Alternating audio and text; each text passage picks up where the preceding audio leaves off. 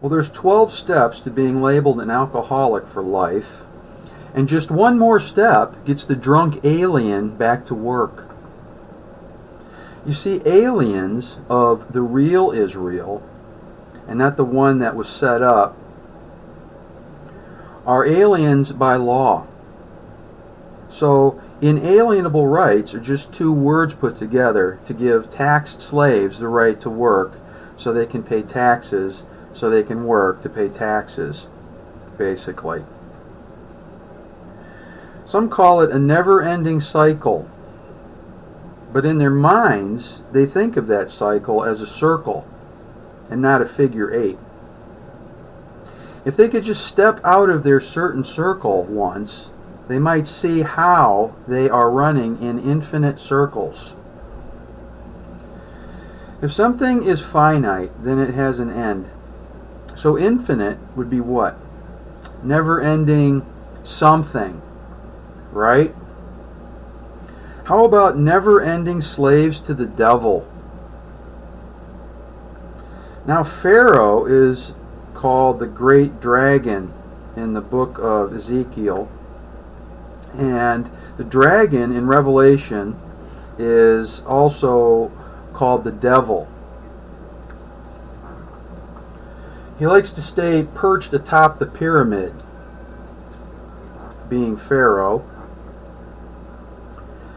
So this reprobate angel appears as an angel of light, otherwise Lucifer to masons who build pyramids and work with stone. Isaiah 14:12-22.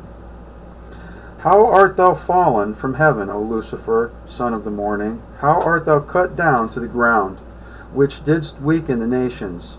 For thou hast said in thine heart, I will ascend into heaven, I will exalt my throne above the stars of God. I will sit also upon the mount of the congregation in the sides of the north. I will ascend above the heights of the clouds, I will be like the Most High. Yet thou shalt be brought down to hell, to the sides of the pit.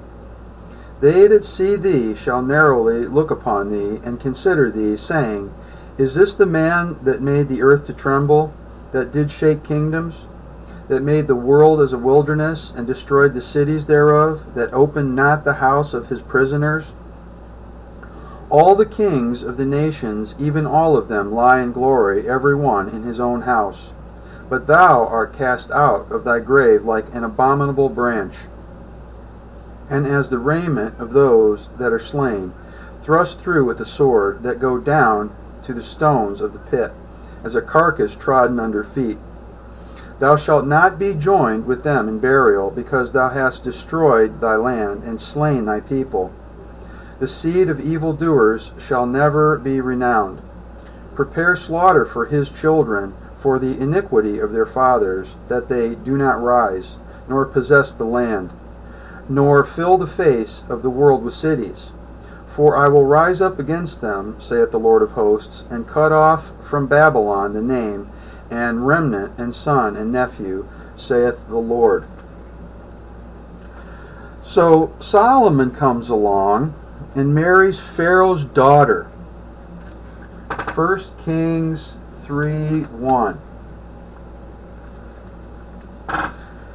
And Solomon made affinity with Pharaoh, king of Egypt, and took Pharaoh's daughter, and brought her into the city of David, until he had made an end of building his own house, and the house of the Lord, and the wall of Jerusalem round about.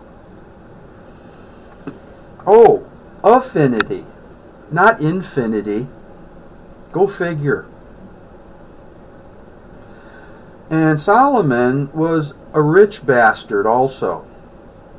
He got 636 talents of gold a year, since he was the beast that came from the earth, that was and is not. He was the 8th of the 7. Revelation 17:11. And the beast that was and is not, even he is the 8th, and is of the 7, and goeth into perdition. Solomon and this particular wife was also mentioned in the 8th verse of the 7th chapter of 1 Kings. 1 Kings 7:8. And his house where he dwelt had another court within the porch, which was of the like work. Solomon made also an house for Pharaoh's daughter, whom he had taken to wife, like unto this porch. And the house that Solomon built for himself took 13 years to build.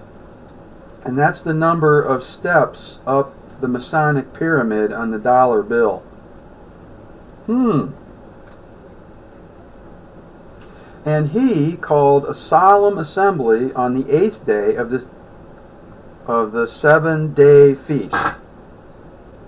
Bloodbath, slaughter of burnt offerings.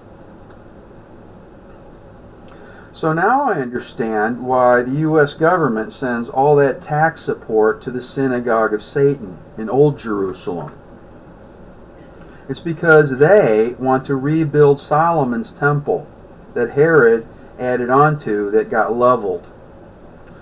John 3:19-22.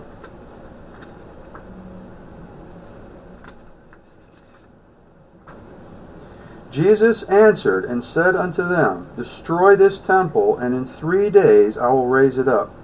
Then said the Jews, 46 years was this temple in building, and wilt thou rear it up in 3 days? But he spake of the temple of his body.